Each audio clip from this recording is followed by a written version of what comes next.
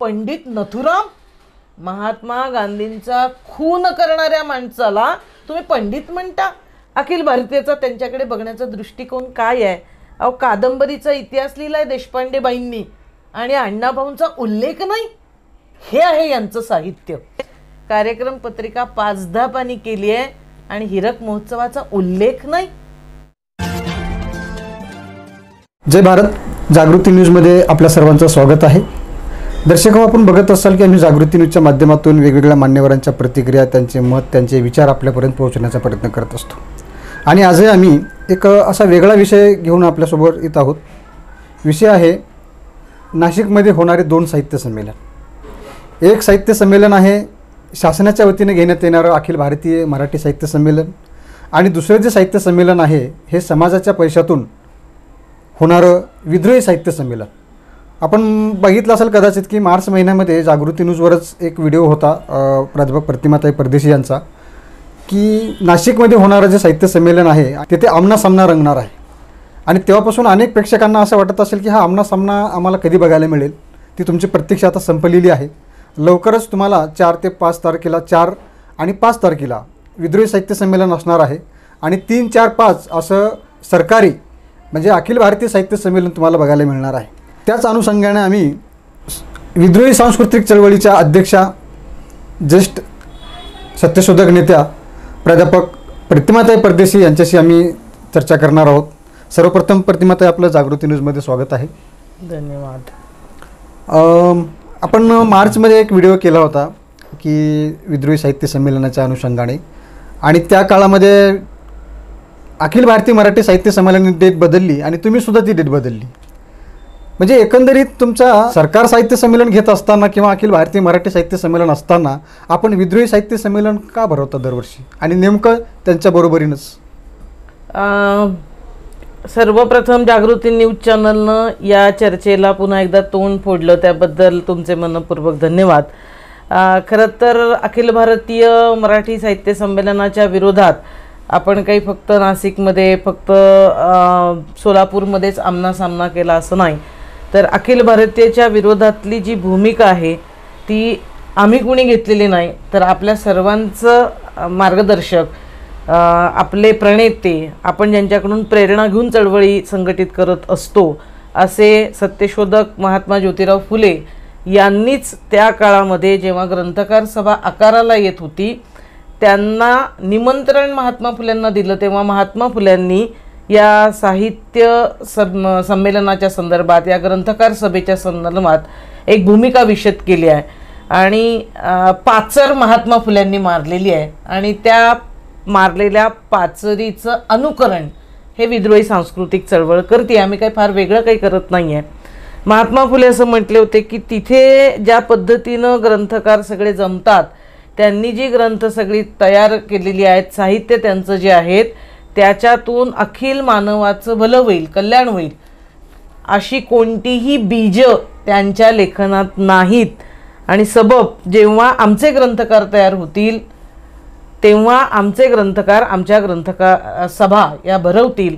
आणि विद्रोही साहित्य संमेलन 1999 सालापासून आपण जे भरवतोय ते महात्मा फुल्यांच्या पत्रालाच जाहीरनामा समजत आपण भरवत आलेलो आहोत. आणि त्यामुळे केवळ अखिल भारतीयला प्रतिक्रिया म्हणून आपली संमेलनं नाहीत, आपली एक वैचारिक सैद्धांतिक भूमिका घेऊन आपली स्वतंत्र त्यांच्यावर बहिष्कार टाकणारी संमेलनं महात्मा फुल्यांनी सांगितलेल्या मार्गाने जाण्याचा हा प्रयत्न आहे असं आम्ही सर्वजण मानतो. नाही, आम्ही आता बोलताना म्हणालात की अखिल भारतीय साहित्य संमेलनामध्ये अखिल मानवाच्या कल्याणाचं तिथं साहित्य निर्माण केलं जात नाही. मी उदाहरणं सांगून तुम्हाला. कशी? एकतर साहित्य संस्कृतीचा जो संपूर्ण आपल्याकडचा व्यवहार आहे तोच जातीयवादी, पुरुष सत्ताक असा सातत्यानं राहिलेला आहे. म्हणजे अखिल भारतीयमध्ये सहभागी होणारे जे सगळे ग्रंथकार आहेत त्यांनी जे साहित्य संस्कृतीचे निकष बनवले ते ब्राह्मणी आहेत. म्हणजे उदाहरणार्थ पहा, असं म्हणणं की पहिलं मराठी नाटक कोणतं, तर त्यांनी असे निकष बनवले की ज्याच्यातून महात्मा फुल्यांनी लिहिलेलं तृतीय रत्न हे नाटक वगळलं जाईल. म्हणजे खरं महात्मा फुल्यांनी पहिलं नाटक लिहिलं, परंतु ते स्टेजवर सादर झालं नाही, म्हणून त्याला मराठीतलं पहिलं नाटक मानायचं नाही, ही ब्राह्मणी व्याख्या आहे. म्हणजे तुम्हाला फुल्यांसारखे स्त्री शूद्राती शूद्रांच्या बाजूनं लेखन करणारी लोक नाकारायची आहेत, त्यांना क्रेडिट द्यायचं नाही आहे, योग्य त्यांचं असणारं मूल्यमापन तुम्हाला करायचं नाही, म्हणून तुम्ही त्या व्याख्या बदलता. नाट्यशास्त्र नाटक याच्याबद्दलच्या व्याख्या म्हणजे भरताचं नाट्यशास्त्र असं ते आपल्याला सांगतात. आणि त्या नाट्यामधल्या सगळ्या ज्या व्याख्या आहेत, जे परतत्वाला स्पर्श करतं ते महानाट्य. आम्हाला स्पर्श करायलाच बंदी केलेली आहे या लोकांनी, आणि परतत्वाला स्पर्श करायची मुभा आम्हाला कधी मिळणार. म्हणजे नाटकाच्या व्याख्या, मंच जे असतात त्याच्या व्याख्या, साहित्याच्या व्याख्या याच अशा पद्धतीनं करायच्या की ज्याच्यातून ब्राह्मणी भांडवली पुरुषसत्ताक मूल्यांचा जागर करणारीच माणसं बसली पाहिजेत आणि बाकीची वगळली गेली पाहिजेत. हा त्यांचा व्यवहार आहे. संयुक्त महाराष्ट्राची चळवळ ही महाराष्ट्रात झाली. मराठी भाषिकांचं राज्य अस्तित्वात आलं पाहिजे यासाठी चळवळ झाली, आणि त्यासाठी आपल्या डफावर थाप मारून तो विचार साहित्य संस्कृतीचा साहित्यरत्न कॉम्रेड अण्णाभाऊ साठे, अमर शेख, गवाणकर या सगळ्या लाल बावत्या कला पथकानं जीवाचं रान केलं. क्रांतिसिंह नाना पाटील, दादासाहेब गायकवाड यांनी संयुक्त महाराष्ट्र समितीमध्ये योगदान दिलं. अखिल भारतीयचा त्यांच्याकडे बघण्याचा दृष्टिकोन काय आहे? अहो, कादंबरीचा इतिहास लिहिलाय देशपांडेबाईंनी आणि अण्णाभाऊंचा उल्लेख नाही, हे आहे यांचं साहित्य. पहिली मराठी ग्रामीण कादंबरी भालेकरांनी लिहिली, त्यांच्याबद्दल तुम्ही दखल घेत नाही. म्हणजे ग्रामीण साहित्याची अवहेलना, त्यांची दखल घ्यायची नाही, स्त्रियांच्या साहित्याची दखल घ्यायची नाही. ही हजारो उदाहरणं साहित्य संस्कृतीच्या बाबतीत. चिपळूणला साहित्य संमेलन झालं, चिपळूण म्हणे परशुरामाची भूमी. साहित्य संमेलनाच्या व्यासपीठावर, मी व्यासपीठच त्यांच्यासाठी शब्द वापरते, परशुरामाची मूर्ती बसवण्याचा आग्रह. ठाण्याला साहित्य संमेलन झालं, त्या साहित्य संमेलनाचा विशेषांक काढलेला आहे, तुम्ही पाहू शकता. विशेषांकामध्ये लेख काय? पंडित नथुराम, महात्मा गांधींचा खून करणाऱ्या माणसाला तुम्ही पंडित म्हणता. हा तुमच्या साहित्य संस्कृतीचा व्यवहार आहे. नाही, पण तुम्ही आता हे सगळं सांगताय की हे ब्राह्मणी साहित्य आहे किंवा ब्राह्मणीला चालना देणारं असं ते साहित्य आहे, परंतु अनेक फुले शाहू आंबेडकरी म्हणणाऱ्या साहित्यिक ह्या अखिल भारतीय साहित्य संमेलनाचं गुणगान गातात किंवा अनेकांना या साहित्य संमेलनामध्ये संधी दिली जाते. अनेक जण ह्या साहित्य संमेलनाचे अध्यक्ष पण झालेले आहेत, जे स्वतःला फुले शाहू आंबेडकरी म्हणतायत, आणि तुम्ही म्हणतायत की हे सगळं ब्राह्मणी साहित्य आहे.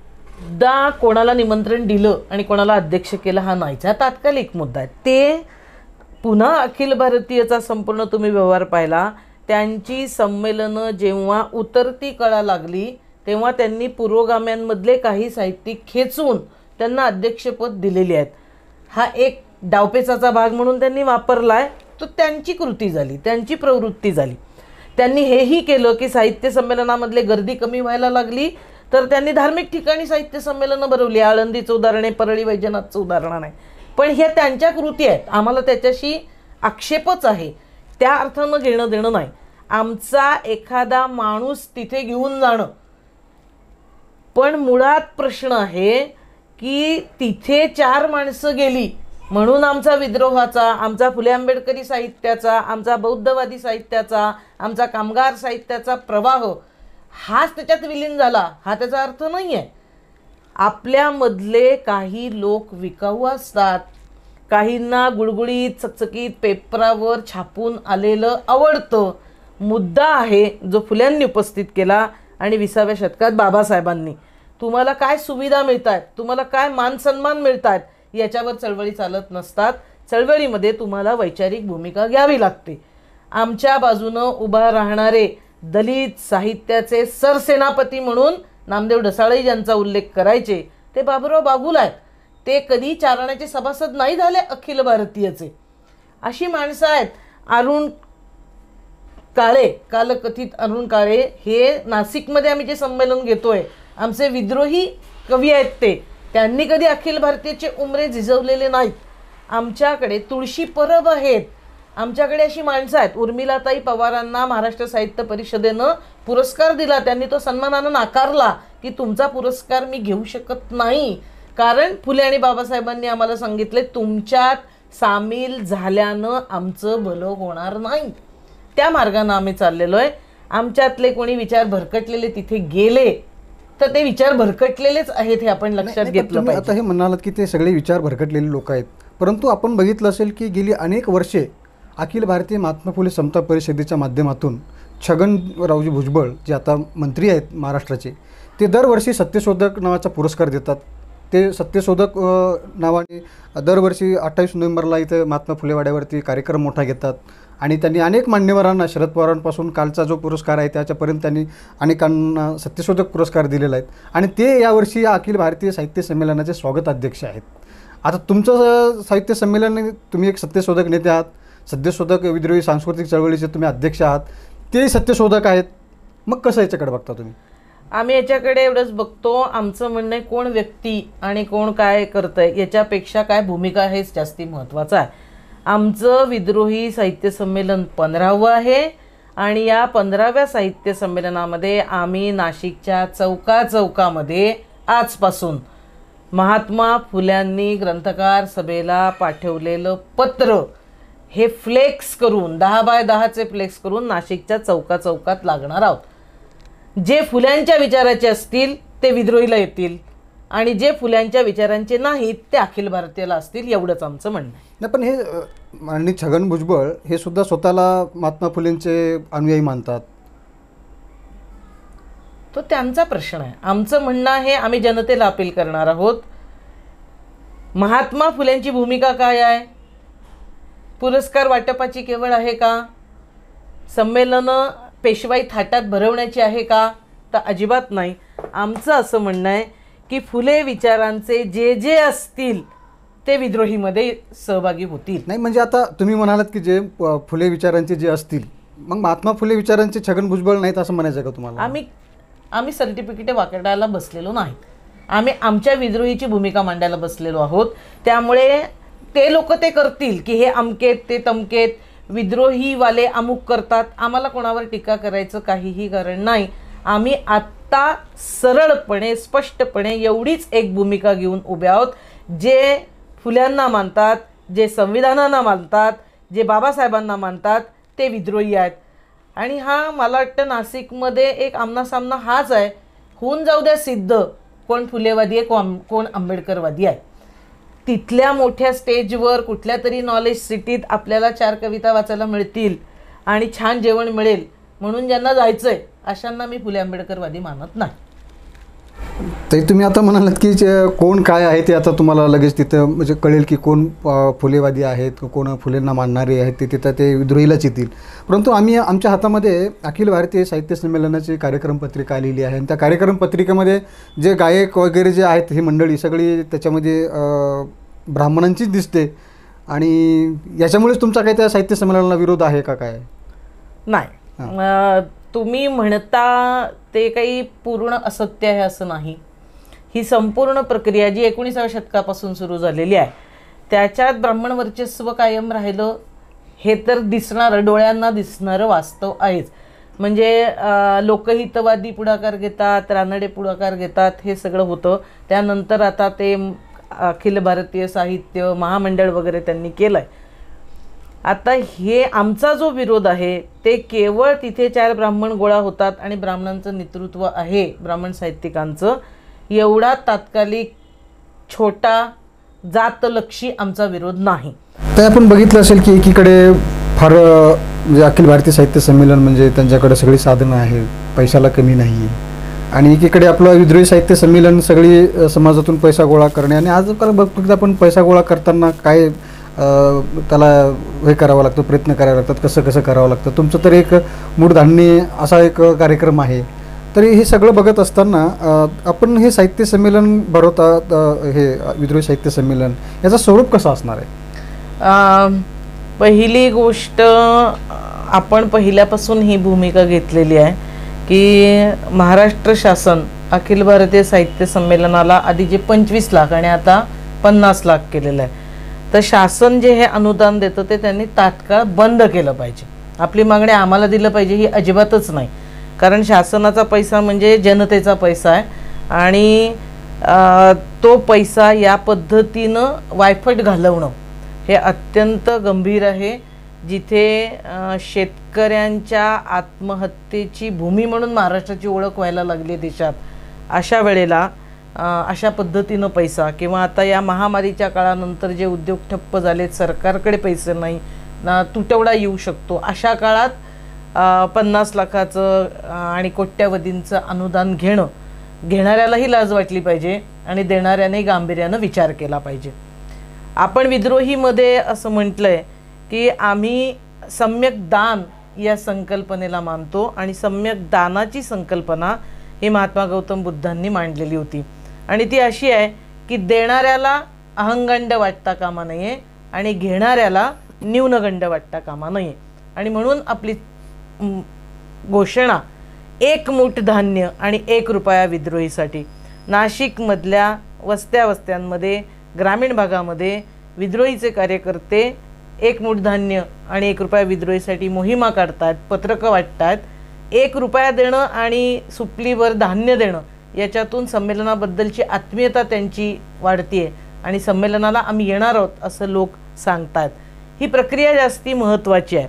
आणि आमचा पुढचा प्रश्न असा आहे, कशाला अब्जावधी पैसे लागतात यांना संमेलनं भरवायला, आणि म्हणून मग यांना सरकारची मदत लागते, म्हणून मग मोठे प्रायोजक यांना लागतात, आणि एक पैसा देणारी यंत्रणा असते, मग त्याच्यामध्ये ते तुम्हाला अपेक्षाही त्यांच्या असतात, आणि मग त्या पुऱ्या करेपर्यंत सगळ्या गोष्टी घडतात. यांना पैसे याच्यासाठी जास्ती लागतात कारण की यांना मोठ्या मोठ्या बिदागा द्यायच्यात, यांना पाकिट संस्कृतीवाले आहेत. म्हणजे हे संस्कृतीच्या नावावर सांस्कृतिक शेअर मार्केटिंग करणारी लोक बनलेली आहेत. पुण्यामध्ये आणि कुठे कुठे संमेलनं झाली. संमेलनाच्या आधी चर्चा काय, पंचपक्वान्न आम्ही खाऊ घालणार आहोत. पेशवाईमधली जी भोजनावळीची पद्धत आहे ना, ती कायम ठेवली यांनी, आणि म्हणून यांना एवढे अब्जाधीश पैसे लागतात. आपल्याकडे लोक येतात, जेवायला मिळालं आनंदाने जेवतात, आणि लोकांचं असं म्हणणं आहे की विद्रोहीमध्ये सर्वात मोठी मेजवानी ही विचारांची मेजवानी आहे, आणि त्यामुळे अखंडपणे कार्यक्रम चालू असतात.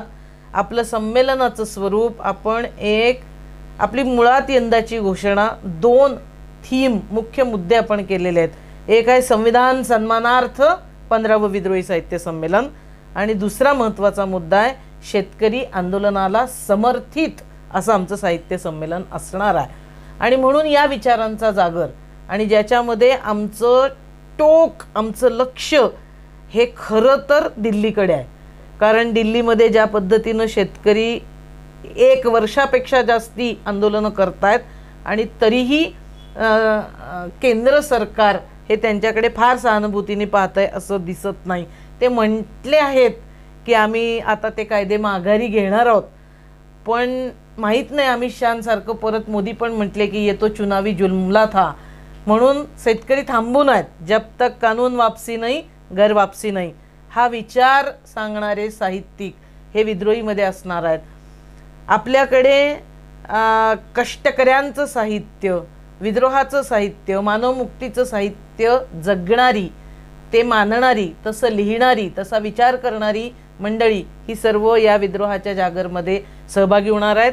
आपली विचारयात्रा असणार आहेत, ग्रंथदिंडी नाही, विचारयात्रा आपण काढणार आहोत, आणि नाशिकच्या मुख्य शहरातून ती संमेलन स्थळापर्यंत येईल. या विचारयात्रेनंतर आपल्या संमेलनाचं उद्घाटन अत्यंत वैशिष्ट्यपूर्णरित्या होत असतं. हिंगोलीला जे 14वं साहित्य संमेलन झालं, आपण जाती व्यवस्थेची जी उतरंड आहे, मडकी एकावर एक ठेवून ती फोडून संमेलनाचं उद्घाटन केलं होतं. यंदा संविधानाचा सन्मान ही थीम असल्यामुळे संविधानाच्या आड येणारी जी मूल्य आहेत त्याची चिरफाड करत संविधानाचा सन्मान असं एक वैशिष्ट्यपूर्ण उद्घाटन असणार आहेत.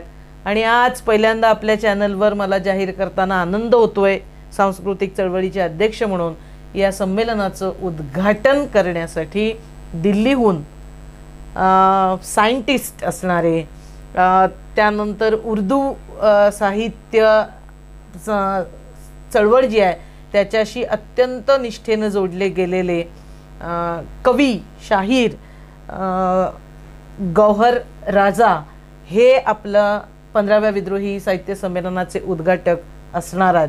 आणि ज्यांची अलीकडे एक कविता गाजती आहे अनेक महाराष्ट्रातल्या तरुणांनी रिंगटोन म्हणून जी लावलेली आपल्याला दिसते, किसान नावाची कविता, तुम सडको पर तो ले आए हमें, म्हणजे आम्हाला तुम्ही रस्त्यावर घेऊन आलात पण आम्ही तुम्हाला संसदीय मार्गानं धडा शिकवल्याशिवाय राहणार नाही, असं जनतेच्या बाजूने कविता करणारे आणि भूतबाधा प्रेत पीत सगळ्या अंधश्रद्धांना चोख उत्तर देणारा असा शास्त्रज्ञ जनतेच्या बाजूचा असणारे गोहर राजा हे संमेलनाचं उद्घाटन करायला येणार आहेत.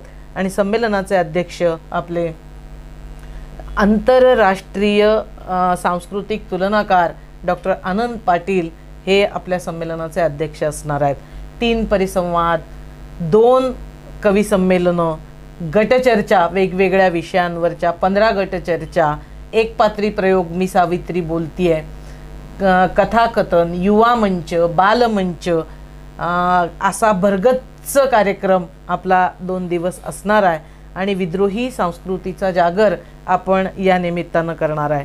आणखीन एक, तुम्ही सतत आम्हाला अखिल भारतीयला विरोध का असं विचारता, त्यांना यासाठी विरोध आहे. आत्ताचं आमचं सर्वात महत्त्वाचं कारण, अरे तुम्ही मराठी भाषेच्यावर भाषेत संबंधितलं संपूर्ण संमेलन घेता आणि हे महाराष्ट्र हे संयुक्त मराठी भाषिकांचं राज्य म्हणून आपण निर्माण केलं.